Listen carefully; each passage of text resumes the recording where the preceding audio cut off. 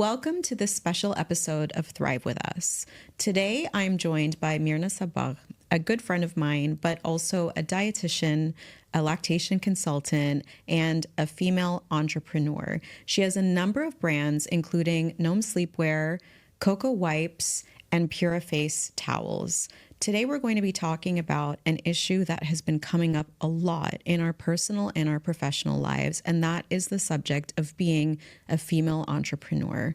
Welcome, Mirna. Thank you. I'm happy to be here. It's such a pleasure. Thank you for taking the time, and I'm excited to have this chat with you about all of these different issues that we've been discussing and that we've been noticing. I'm really looking forward to it. So tell me a little bit about your entrepreneurship journey. I mentioned a moment ago that you have 3 brands right now. How did all of that come about? So my entrepreneurship journey started with the nutrition courses. So initially I was a lactation consultant, dietitian, as you know, clinically. And then over time and with COVID, I felt like there was a lot of moms who had questions and they really wanted to come to me, and it wasn't accessible. So I started the online courses, and that are digital, obviously recorded, so moms can watch them in their own comfort. And that was really my introduction with setting up a website and a payment gateway, and just doing something very different than the clinical perspective. And over time, I wanted to do something else, and I initially I was very excited to do a food brand. As you know, we've talked about it a million times. And it didn't go my way, but a few things crossed my path, and one of them was Cocoa Wipes. After I had my daughter and she had extreme diaper rashes, and the only way to avoid them was to use these pure cotton wipes and just add water to them. And then I thought, if I found it so hard to get a hold of them, I'm sure other people are. And Cocoa Wipes was born. And during the same time, actually, Gnome was born, Gnome Pajamas, because of a discussion I was having with my best friend. And I was buying pajamas for my daughter, and I'm like, there's nothing Arab-inspired. And it's sad because we have taste and we have a beautiful culture. It's very rich. And everything's like, the English alphabet or the English lullabies or the English characters. So that was also an instigator. And, one thing led to another. And Puriface is something I personally use as well, and I cannot live without. So you can say that they were things that I've been wanting to do, but I have to say, like, everything came into the right moment. I don't know how to explain it. It just became easier to do, and after putting one foot after the other, here we are. I cannot believe it, because how hard it's been also with having a baby and trying to manage everything, but I'm so happy I did them. Really. I mean, it is definitely really hard to take that first step and then to continue going. It's easy or easier when things are moving in the direction that feels right and is in line with your vision. But as you know, and we'll talk about, I'm sure there are always setbacks, and sometimes it's hard to push through those and to get back up. But what I'm hearing from you is that you really noticed a lot of different gaps that were happening, and a lot of things that were not available or accessible for one reason or another. And they were things that were inspired by your own life experiences, your own family life cycle. And instead of, just ignoring it, you decided to put on your entrepreneurial hat and pursue preparing, marketing, disseminating these products to the broader community. And it seems like they're being well received. I know in my household they are. No, they really are. I'm surprised with how well received they are, especially with Gnome. People are really loving it. They're loving the material. But like you said, it sounds easy. Yes, you can be inspired, and yes, you can put your entrepreneurial hat on. But as you know, having startups is very, very, very hard. It's very time consuming. And it takes time before it's worth it financially. And let's face it, in any business, you're putting in not only the time and the effort and the blood and tears and sweat, you also don't have the right team from the beginning. And also you're spending a lot of your money, whether it's savings you put aside or if you got an investment. And for you to get that back, it takes a long time. So it's also a big game of motivation and patience. And that's why most businesses fail, right? Yeah. Because you're looking at yourself and you're like, what is this? I'm putting in so many hours a day. And at the end of the day, I look at my bank account and not only am I not profiting, but I need to to put in more money, right? Yes. Because in any business, you're looking at 3-4 years, at least before you're breaking even or even profiting. So I do think that you've got to have real thick skin if you want to do it. And you've got to really know why you're doing it and what's your objective in doing it, and know that you need to be in it for the long game and not the short game. No, I definitely agree with you. And that's something that I've observed and experienced myself. And really what I'm taking from what you just shared is that one of the key ingredients is this concept of grit. There has to be a passion. Yeah. But passion is not enough on its own. There has to be perseverance. And perseverance also is not enough on its own. And there also needs to be a little bit of luck. Yeah. Right? Because there are plenty of people that have fantastic ideas that they're passionate about, that they put all of their blood, sweat, and tears into. And for one reason or another, there's a misalignment, there's a really big systemic or sociocultural change, or something happens and things don't go according to plan. So it is not for the faint-hearted. But even with that being said, I've spoken with a lot of people about my experience with Thrive. And, especially now that we've been around for 7 years, people see that it's running, it's functioning, and there's this assumption that it was always like that and that it's always easy. I think one of the things that I felt, and I don't know if it's the same as you, is that it's a roller coaster. Some days are so good, so productive. You're achieving whatever you wanted and sometimes even more. And then something happens, right? Something misses the mark. There's a negative feedback. Something that you thought was going to happen doesn't happen. And all of a sudden it's why did I do this? The world is crumbling. I remember in the early days feeling yes, I've got this. And then 5 minutes later, what am I doing? This is never going to work. Did you have that kind of roller coaster feeling too? For sure. I haven't been in it for as long as you have, but I would say if I wanted to look at the courses, for example, there were times where they were doing so well with me not even putting in effort. And sometimes it would be word of mouth, right? Usually I'm very consistent with my content creation, and I have a solid strategy for content, and I've depended on that for marketing. And then you've got times where I stopped creating content and there was more sales. We're what's going on? And you can tell that there's a group who told a group who told a group, and somehow there's a discussion.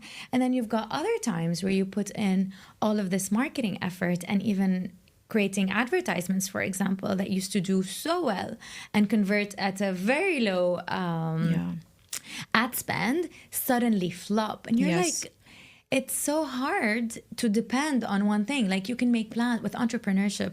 You can't make plans the same way if you are in corporate, for example.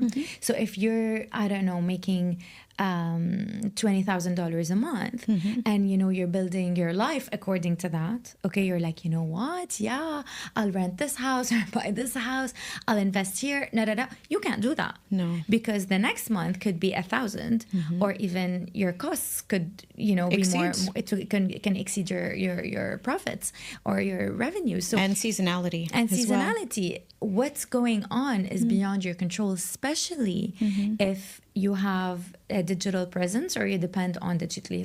You have that with Thrive, of course, but if you have online products and it's not like a store in a mall, then that's what you depend on. And try to keep up with Meta, with the ads, with the changes, with the algorithms, with just everything changes so much. So I think for sure it's a roller coaster. And for sure, some days, you know, usually for me, my husband always makes fun of me because I work from home.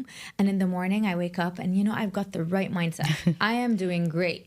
I'm like, you know, I read, you know, the stuff that motivate me, obviously, because I always have to look forward. What am I looking forward to? Because otherwise I wouldn't be able to, you know, be motivated through the day. And I'm working and I have my day ahead of me and I'm like super excited. Come see me at 10 p.m. Yeah. 10 p.m. I'm like, I'm so stupid. Why am I doing this? Everything I've done is useless. What I was celebrating is not something to celebrate. And he knows that it's a cycle. So he's like, just go to sleep. Yeah. You know, tomorrow will be a different day. Sometimes he has it in him to remind me again, you know, and sometimes even when he reminds me, I'm like, no. And, you know, and other days it's not the case. But in general, it is absolutely a roller coaster. But like, I'm curious actually now that you say that, when with Thrive did you feel like you took off? That is a really good question, and also a very difficult one, because Thrive changed so much. Like, I originally set it up in January 2018 and it was just me. And I set it up as a psychological consultancy. I was doing training, I was doing research, and then one thing led to another. I had someone join and they were offering clinical as well as training services, and then another, and then it kind of went in this direction of becoming a psychotherapy practice. And as you know, we offer everything really in the realm of mental health, psychotherapy, psychiatry, corporate, training, assessments, and the list is endless. So I never expected or thought that Thrive would become what it has become. That was never in the plan. And so we started, we grew. I needed to move to another office, like maybe a year and a half after, which was really exciting. Tough. Yeah. What was tough, what I'm sure you remember, is we then quickly outgrew that office, and I had to get another office in the same building, and I did, and I opened it. And then a month later, we had lockdown. Oh my God. And already, as you know, there's like certain jumps that you were kind of describing. When there's a little bit of momentum, sometimes you have to hunker down, you have to put in a lot more time, you have to put in a lot more money. And that was one of those jumps for me. And then with COVID and the lockdown, and I proactively went online before it was directed. I took that decision. And then after that, it was just kind of riding that wave. So we've had so many surprises, but the reason I'm saying the question is difficult to answer is because, like you, if you ask me that after a positive meeting or a good client session, I'm like, you know, I'm so excited and I'm so proud and I'm so happy with what we've built. And if you ask me when I'm managing all of the behind the scenes stuff that most people don't know about, putting out different fires, I'm like, well, did I actually I get that. Reach that point? But there is a tipping point where, you know, you were saying before that friends of friends of friends. And then even when you're not putting in all of those initial efforts, you reach that point where there's enough happening in the background. And with you being somebody quite visible on social media and having an active and engaged following, you know, there comes a point where, yes, I'm sure you need to put in that content. But I would imagine there's a little bit of grace, right? What do you mean? What I mean is, like, before, when you're building, maybe you have to put all the time. If you miss a day, then that momentum, you might lose it. Yes. But now, because you're so established, if you go quiet for a day or half a day or, you know, a period of time, are the repercussions like they were before? They're not. I'll tell you honestly, everything I've done on social media from the nutritional perspective, spreading education, I've done truly with all my heart, and I've done it because I wanted for people to get this information, and I wanted them to get it in a way that was easy, in a way that would make their lives easier. And that was my messaging behind it. So I did it. And Right now, I'm not as active because I cannot stay as active. And obviously, right now, I'm still relevant because I've got my, OG moms who tell other moms and they're still checking my account. But obviously, there's other dietitians who are extremely more active and they will become more famous than I am. They will create courses and they'll generate more. And, it's just the reality of it. And I cannot sustain being present online and having the businesses, even though the new brands, even though I love to be online and it's a passion, I cannot, I do not have the hours. And I know a lot of people are like, no, but don't leave it. And I don't want to leave it, but I just cannot. And that's okay. I'm accepting what comes with it. And if I remain relevant and people remain benefiting, happy for that.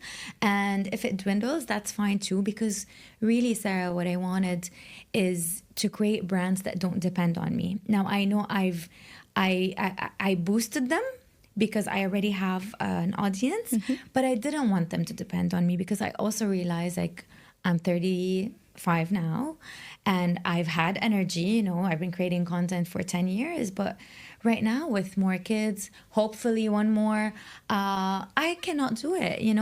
I cannot even keep up with the changes on Instagram. No. Right now with TikTok, I cannot go on TikTok. So I also have to face that I've had my success and I'm super proud of it, but I'm not under the assumption that I can keep it up. Yeah. And I think one of the things we were speaking about before is this idea of having grit, the passion and the perseverance, but equally, if not more importantly, I think we have to have two things, which are being flexible and being agile. And that has to do with assessing what are the needs, what are your skills, what are your interests, and what are your limitations. You just mentioned a few moments ago that you have a big page, right? You also have multiple businesses. You didn't mention, although you've sort of indirectly referenced, you have a family. Of course. You have friends. You have interests. You and I talk all the time about the fact that also we're not just, partners and parents and daughters and siblings and business owners. We're people, and how do you manage? It's a big struggle. You're so right. And I would say being an entrepreneur who works from home, because I work from home and that's a choice that I made. And I said that as long as my kids are young, I will work from home. And I don't know if that will change. It's kind of playing in my head that I would love to in a few years have office space so I can interact with other adults. So basically working from home, this, but I don't leave my house on weekdays at all because I need to obviously manage cooking and being there for my daughter who's still very young, being home when my son comes home, exercising, which is even more important with time and especially after having a baby. And most importantly, I have to say what you mentioned, having friends and having a social circle. Like for me and for my husband, this is very important. Like it's possibly one of the most important things, and we focus on it so much. And given that I don't see other adults, I want to see them, I want to see my friends at night. I want to see them on the weekends. And obviously that's really tricky. It is. Because I want to see people early because I want to sleep early, and they want to see people, after the kids are down, and every time and every kid goes down at a different time. So it can definitely be tricky. And I feel like I've heard this somewhere, but I felt it resonated with me so well, that you're not always managing everything so well. In every few phases, you manage something really well or a few things really well, and you drop the ball somewhere. Like, honestly, keeping up with exercising and work and family and just the social life and your relationship, that's it. Like, you're capped out. You can't do them all well. No, of course not. And with work, there are weeks where I have to put in all of this effort and not have the same time for my kids. And other times, I try. My sister makes fun of me all the time. She says, you're either on or you're off. And then you've got me other times where I'm like, you know what? I'm not even going to exercise this week because I really want to make sure that I spend time with my kids. So Am I managing beautifully? No. Not every day, but overall, I'm satisfied. Yeah. But the cost of that is that I don't see people during the week, during the day. Yeah. And, even this podcast, we had to like plan it. And you can tell I'm not used to making plans outside the house. But that's the only way I'm managing right now. I have a strict rule where I'm home. If I see someone, I see them in the evening. Yeah. Is it ideal? No. Can I do a lunch on a weekday? Can I do a coffee on a weekday? Honestly, I can't. But at least I keep that for my weekends. Yeah. There's a lot of different things that you mentioned that sort of resonated with me. And one of the things that you discussed is relating to this concept or this idea of work-life balance. And as a psychologist, a lot of people have come to us, whether they're individuals or organizations, and saying, look, we want to achieve this objective of having work-life balance. And my answer is always the same. It does not exist. No. It doesn't exist. And it's exactly in line with what you just said. There is no way to be doing everything perfectly and equally all the time. And the way that I like to think about it and frame it is we are constantly recalibrating. So for instance, I know that my daughter is off school this week. I will prepare the week before and the week after, make sure I get as much as I can done so that I can really focus with her during that week. And am I able to be on completely every minute of every day? Absolutely not, because things end up coming up. But that comes back to this idea of like flexibility and agility. But then also, as you were saying at the beginning of our conversation, there's that inner critic. And for those of us who like strive, who want to achieve, who have a little bit of a perfectionistic flavor, which both of us have, that voice can be a little bit loud and it can be uncomfortable. But I think having a good support system is really helpful because they see you through a completely different lens, just like we see others and we judge others through a very different lens than what we judge ourselves. You're so right, because I see my friends and I mean, I don't know a woman today who isn't struggling. We're all struggling because whether she's working, she's struggling.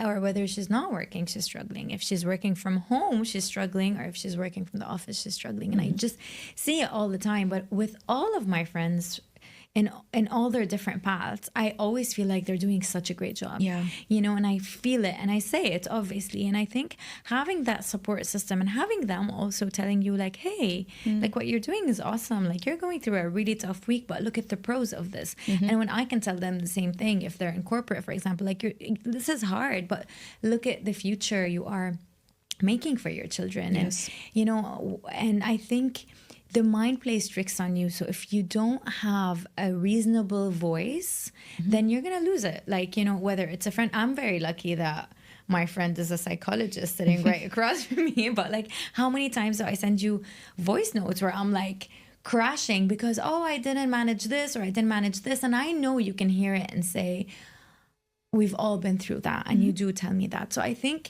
like you're saying, having that support system, and whether it's your partner, it's your best friend, it's your sister, just having that voice instead of those voices on social media, right? That are like, go, go, go. Look at all the things I'm doing between 5 a.m.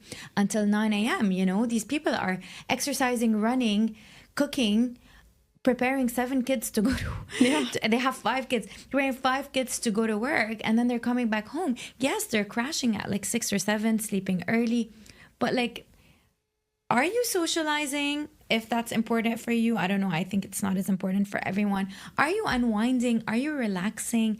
Are you actually healthy? Are you living? Or are you just going through a checklist and the motions every day, which is part of the season and the cycle of life, and we've all been there, and there are times where you need to, especially with young children, you're just kind of going through each day, getting through each day.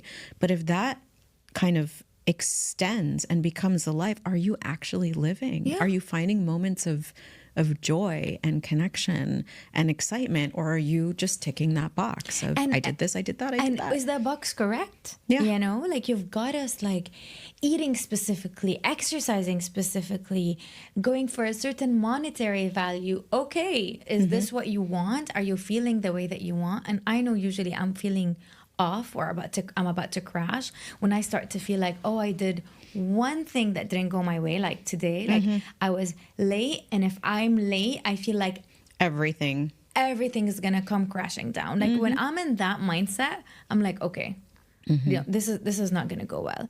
But if you're in the mindset of, what do I want overall? What do I want for my kids overall? And I've talked about this recently, but like we always think of our kids in terms of how much hours do we want to spend with them, right?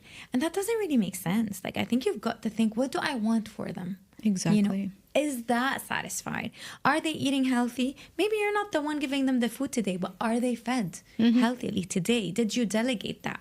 Because even delegating and teaching someone, a caregiver, how to cook a meal for your child is important. You had to take in this, you put the effort and you took the time out to learn that skill and to teach it to someone.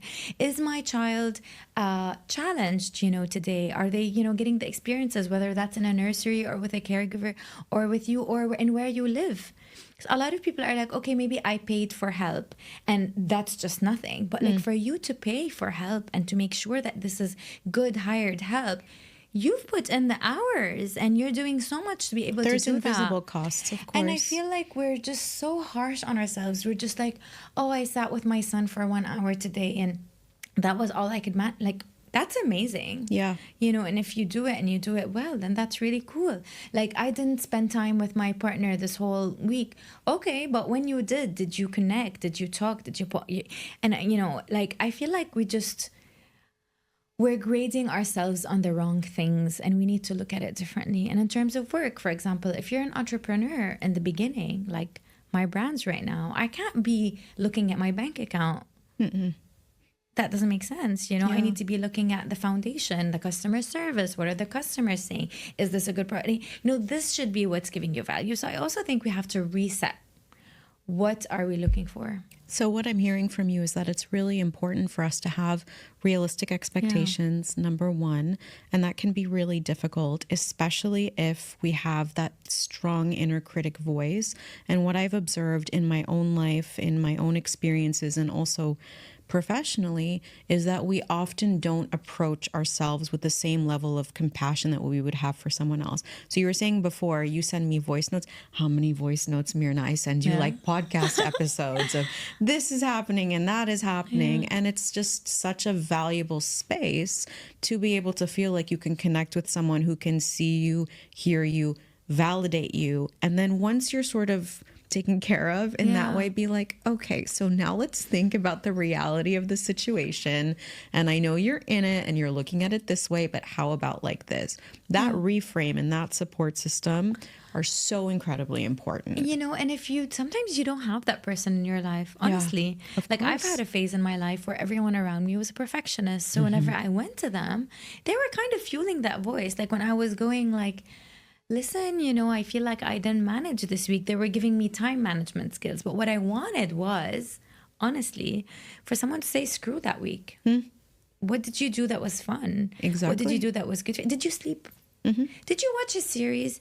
Do you know what I mean? Like just sometimes what you need is that voice. And if you don't have that voice, and, I speak about this all the time, do you have a therapist who can help you with that? Or do you have a person? And to really know, because, as a Lebanese, for example, and I'm sure every nationality has different things, but as a Lebanese woman, my God, we've got so much expectations on how we're supposed to look and how we're supposed to cook and how we're supposed to be. So sometimes if all your friends are in that, what I like to say is a Lebanese mentality, then you're going to feel like, oh my God, I need to go, get fixed up. Yeah. And, if they're not, and if they're aware of this voice, that inner critic voice that they have from their parents, and then you can have like a healthy community and a healthy discussion. Honestly, I have a lot of Lebanese friends and that's not the voices that we have, but I'm just giving an example with every culture and every group of friends. And I've had to change groups of friends because sometimes I felt like I'm leaving that outing and I'm not feeling good. And we've talked about this before, and I think that's really hard, especially as you change phases in your life. Sometimes those friendships don't serve you anymore, and that's not easy. So a good friend does miracles for you in your life. It does, and I think this is an important point that you just said. A good friend can definitely be your lifeline. Yeah. And we know from the research that having really strong relationships are the pillar, really, of well-being. And inversely, feeling isolated is extremely detrimental to physical and psychological health. So community is really important. The thing that can be really difficult, kind of weaving many things that we discussed today, is that a lot of us can feel really isolated because connecting requires vulnerability. Connecting in a deep way, really having that emotional closeness requires opening up. Yeah. We can meet someone, have a coffee, have a chat, and just talk about, where do you live? What do you do? Where are you from? How's the school? What extracurriculars? And so on and so forth. Those are relevant and important topics. But if that is the entire relationship, it's not really going to feed you, right? You grow closer to people when you share. Yeah. Like, I'm worried about this. I'm struggling with this. This is coming up for me.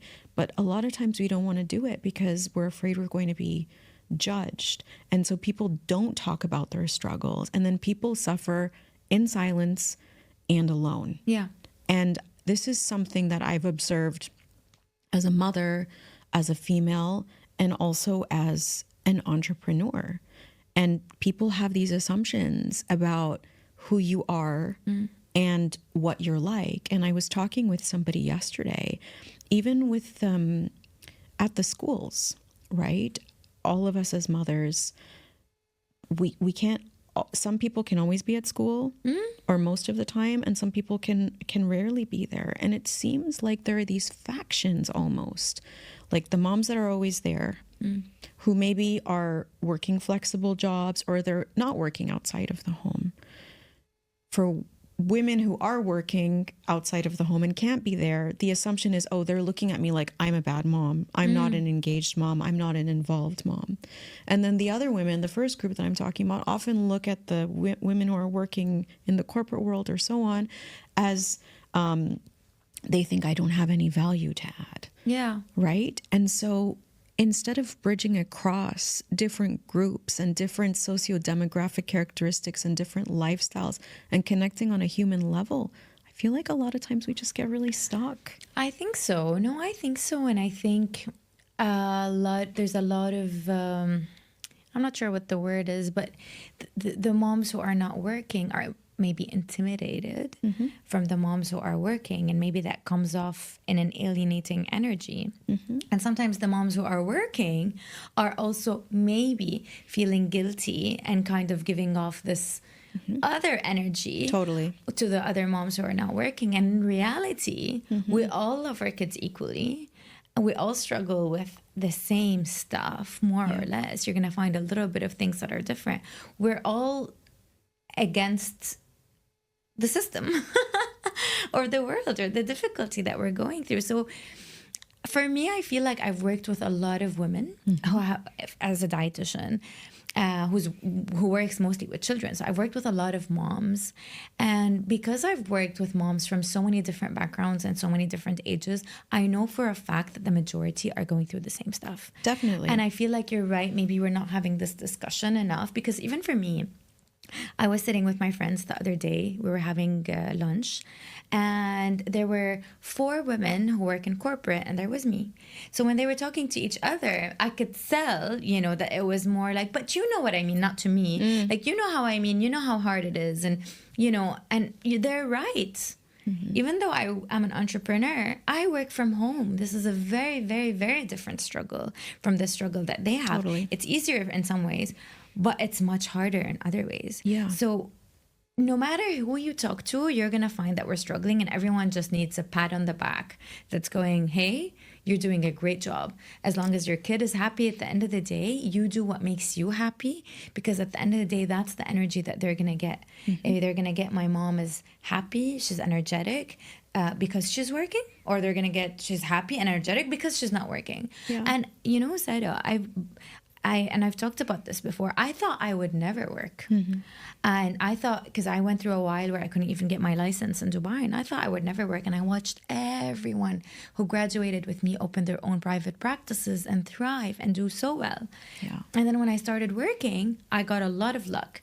I honestly, like, I started working in somewhere that I loved, and I got luck and opportunities, and my career took off. So I also really believe that you never know what's coming next. If you would have asked me a few years ago, I would have told you my dream is to have a food brand and nothing else. Today, after exploring more than one non-food brand, I love it, and I love the creativity, and I love that it gives me a different challenge. It's not what I expected or where I expected to be, but here I am. I thought I would never get out of the clinical space. I thought I would be teaching because I love to teach, and I didn't.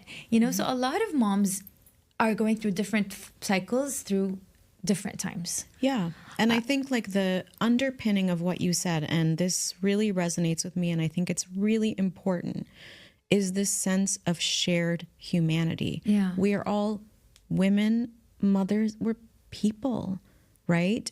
We are so different. There's so much variation between people and so on and so forth. But at the end of the day, at our core, there is so much commonality. Yeah.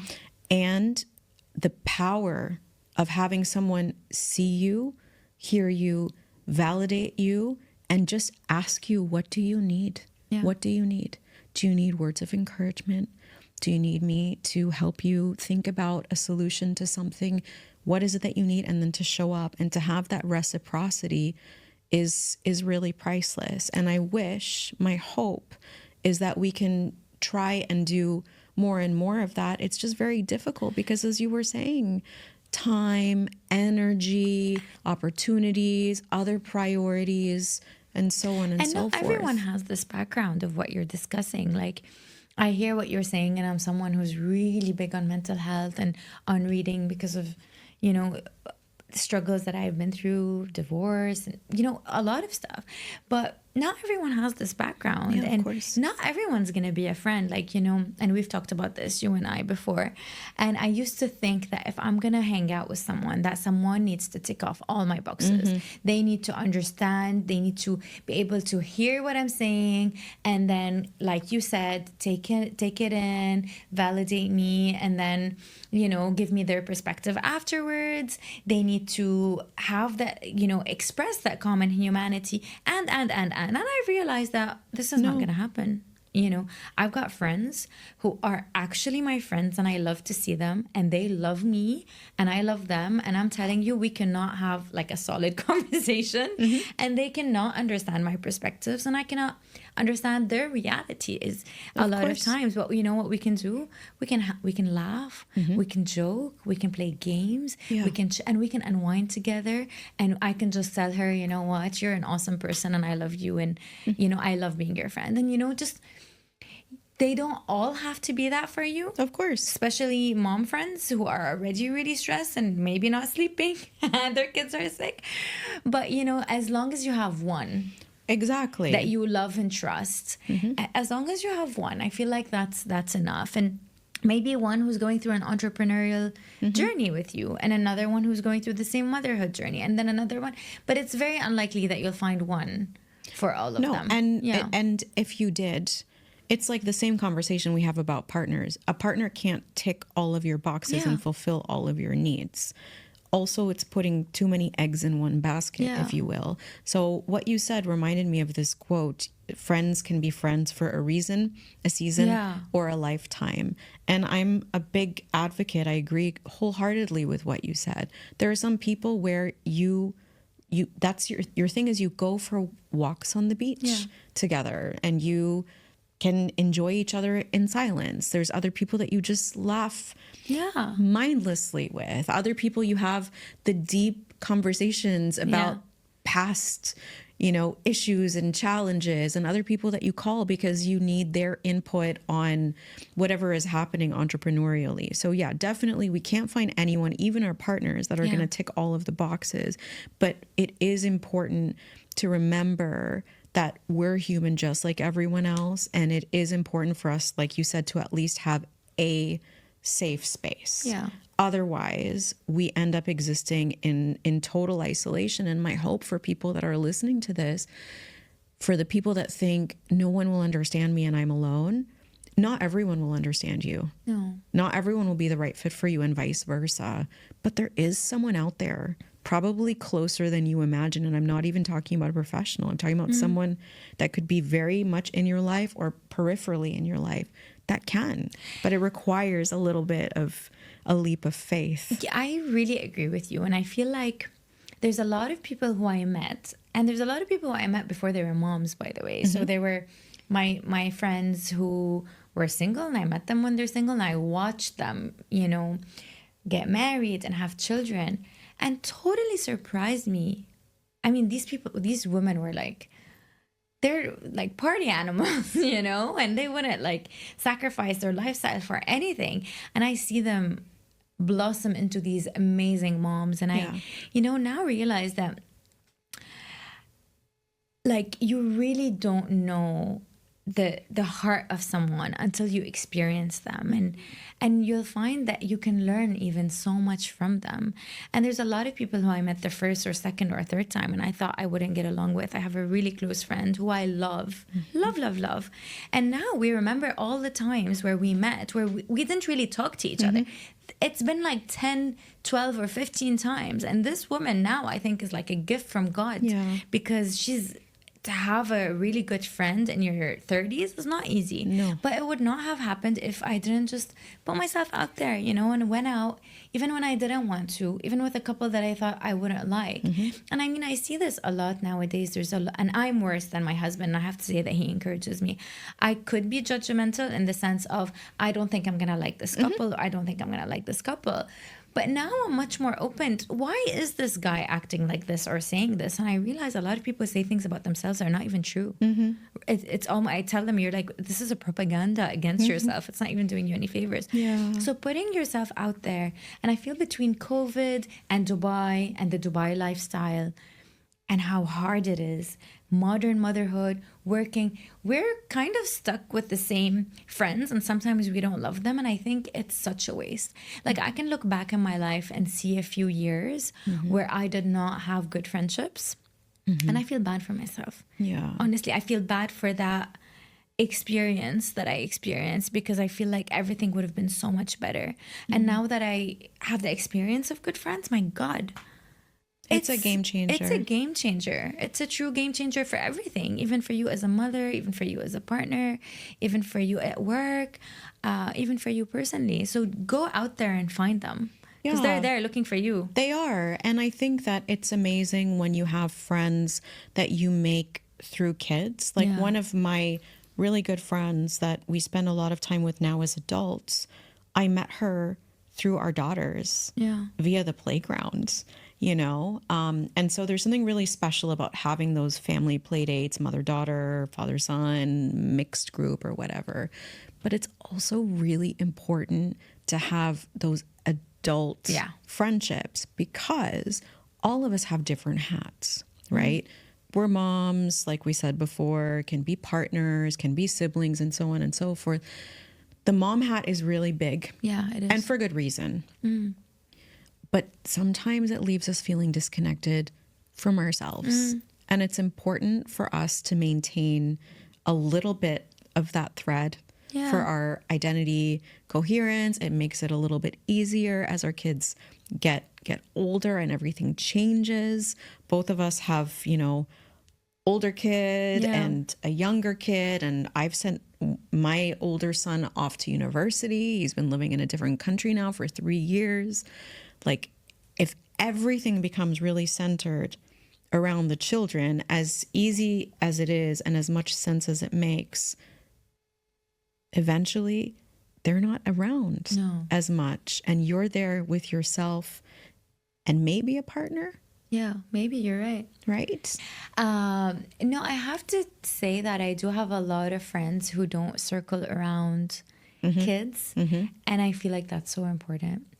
It's a bonus that many of them now have kids, so the weekends can be, let's all hang out together, but also, you know, our kids really get along, but most of the time we can't get their schedules to match, so we hang out alone.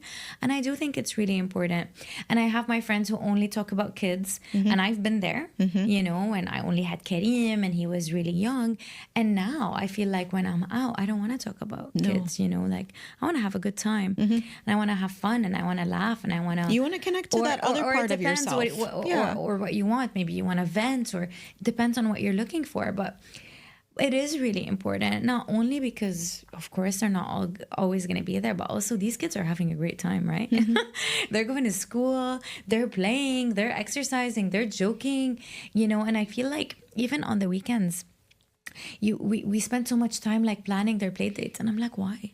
They're having a great time, and they have a rich life outside of us, by the way. Exactly. And like, you take them to any playground, don't plan a play date, just take them to a playground. They'll find other friends to play with, and even if they don't see anyone and you just connect with them, comes Monday, they're getting their full social connect. Like, take me back to school. Honestly, I love my school days. Really, really enjoyed it. So also just trying to find that time for you. And you can't always have friends with your kids. Like, I'll tell you now, I have more friends with kids, but when I got divorced, I didn't. And it was something that really upset me, because I was able to create a small circle of people who have kids when I was married. And then you know how it goes. You get divorced and you can't hang out with those people because they're your ex's friends too. And sometimes that just becomes very awkward. And then you've got your friends going out on the weekends, and you're like, who am I going to go out with? And that's really, really like hard, especially if you're someone who thrives on community. So I'd say with Karim, given that I was a very young mom, and my friend, I only had 2 friends who had kids, and I really couldn't connect with the moms in the classrooms in school because they were much older than I was. Right now, I'm that mom, right, with Chloe, but it wasn't the case at the time. Yeah, same. I had the same experience. So I couldn't connect with them. I had a very different life. And we're okay, we're perfectly fine. He has his friends, he has his play dates, he has his amazing relationships. And yes, maybe, I'm not friends with I have a few friends from the school, but they're not really my closest friends, and that's okay. It works out, has pros as well. Yeah, exactly. And that's the thing, you were saying before about how it's important for us and to be happy and to model that, and for our kids to see us in that way. And if we're happy and the kids are happy, we're doing a great job. I agree with you completely and echo that. We are doing a great job. And I think people that are worried about doing a great job are usually doing a much better job than they actually think that they're doing. But then part of managing those expectations is understanding that you're not going to do a great job for every child in every moment.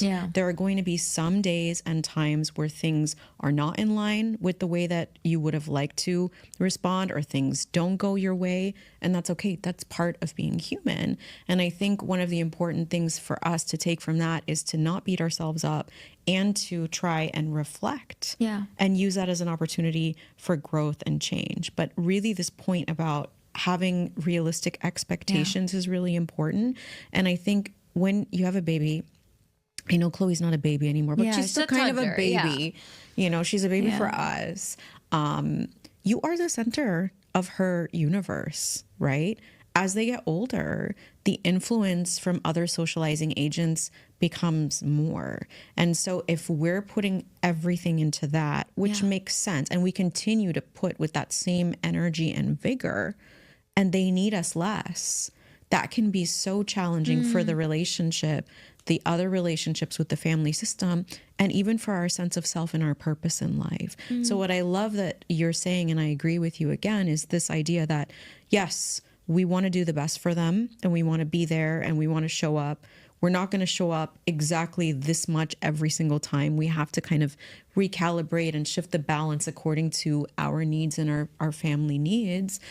But also, we are people, and we have other sides of ourselves that we need to nurture. And socializing without kids doesn't mean that we're neglectful. No. And, I think if you think about it naturally as well, we're not supposed to be with our kids all the time. And think about the idea of the village, right? Everyone knows that kids need more than one caregiver to be around them. And if you think about it differently as well, it's never been that you didn't have the aunts and the grandmas and the grandpas. And I take Chloe to Lebanon and I don't see her. And initially I feel very guilty. I'm like, I'm not spending time with my daughter. And I don't realize that everyone in Lebanon is living like this and they're not feeling guilty. They're feeling good because the grandmas are getting to spend time with the kids. And I look at them and I look at the moms there and I'm like, they really do live a better quality of life because they're able to do all of these things with zero guilt. Whereas for us, we're like, I need to be there. I need to be there. I need to be there. And it's healthy for the kids because if you're the one that's in their face all the time, is it helpful? It's not really that helpful. So I think a lot of the things that we think are bad for them, they get bored or etc., they're just part of it. And there are things that they need to actually experience. They do. And they need to explore. And we just don't let them. And I feel like there's so much wrong as well in the way that we live. Like we go on the weekend, we take them to these play areas that are so boring for us. Right? And we're spending 3 hours in that play area, spending money. We're overstimulated. We're hungry. We're annoyed. We're frustrated. Like, maybe it's not even supposed to be like that. Like, maybe the better way is for us to do something that includes our friends and includes the kids having fun, you know, and that would just nourish both of us instead of just being like, oh my God, this is so exhausting. You know, you're going out really late and then you're exhausted the next day. And I feel like it's just the equation that's not really working out. I mean, when you say that, what I'm hearing is someone trying to be everything to everyone and tick all of those boxes that it's the weekend, so I should be going out. I should be staying up. I should be with the kids. I should be with the friends. I should be, you didn't say this, but probably part of it is I should be put together. There's a lot of shoulds. Do my nails, do my hair. Oh my God. Make sure I show up the way that I need to. I need to get outdoor time. I need to get indoor time. I need to go to the new place. I need to not be a slave to the new place. Exactly. And so a lot of times we're being led by what we think we should be doing and we're going less with how we feel. And I think part of what we need to do, and it's very difficult. When I say these things, I hope it doesn't seem, and you know me very well, that like I have all the answers because I don't. And I struggle with all of the stuff that we've discussed. But part of it is just tuning into our needs. So taking a moment to reflect and being like, what do I need today? You know what? It's Friday. I am so tired because I woke up really early for school, did all of that kind of stuff all week. I just want to sit on my butt and watch TV.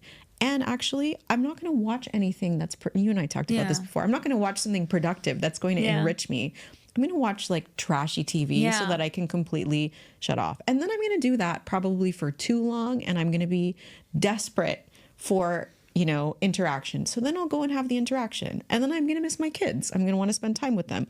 Then I'm going to spend too much time with them. And I'm going to need to kind of take a bath. And so obviously there's so many moving parts and there's no way to execute it perfectly. But what I'm trying to say is I feel like part of what we need to do is stop and ask ourselves, what do we want and what do we need? And that does a service to us. And it also does a service to our children because eventually when they leave the nest, they're going to be friends, maybe parents, you know, maybe partners, and occupy all of these different roles too.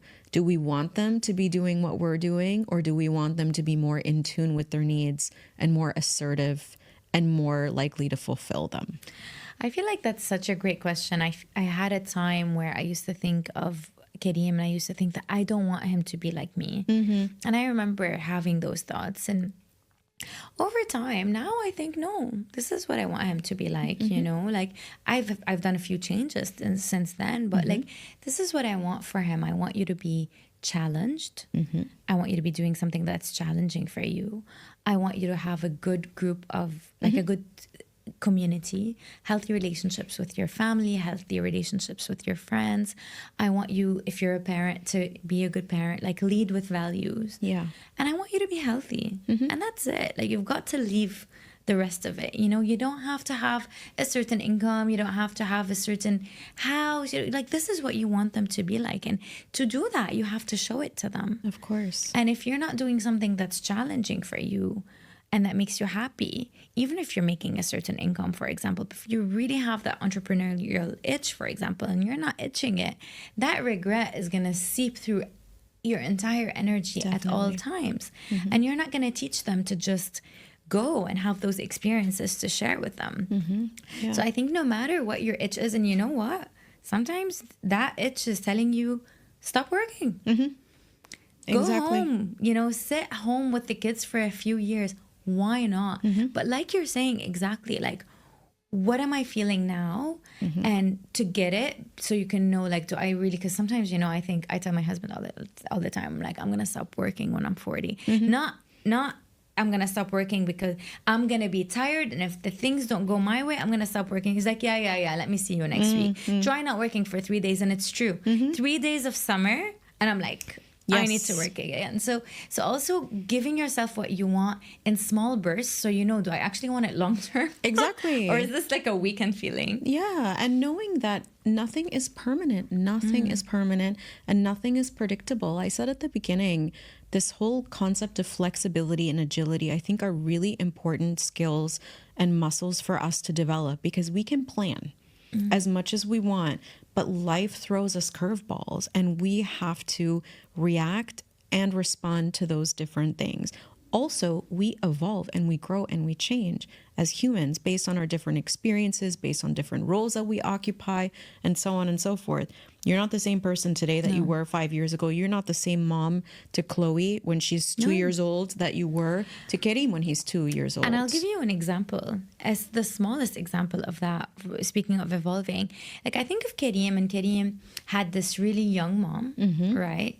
So energetic, so much patience. Honestly, I'd put that kid in the car and we explored all of Dubai. I traveled with him alone. We had such a good time, camping, running, doing la. But I was not a fit mom. Like, I could not run for my life. I wasn't really taking care of myself. Yes, I was eating well, but I wasn't really taking care of myself in that way. And I spent a lot of time with him only. With Chloe, I have 4 businesses. I have an older son that is, you know how 11-year-old are. Like, there's a lot of requirement.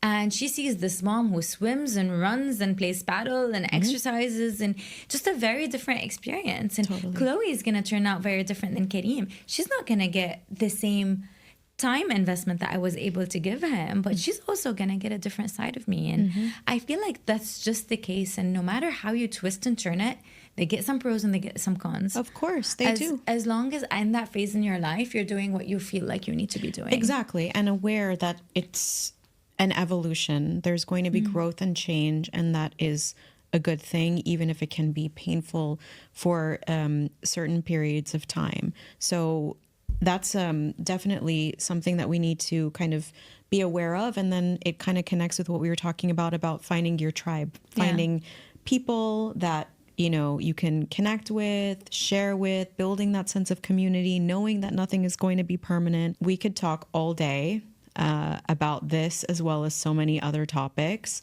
Thank you so much for coming and sharing your insights and your experiences as a mother, as an entrepreneur, as a friend, as a partner, all of these different hats. Thank you for being so open and vulnerable about the strengths and the challenges. And I think, and what I'm really hoping that our audience can take today is this idea that we talked about of, we're all humans, we're all doing the best that we can.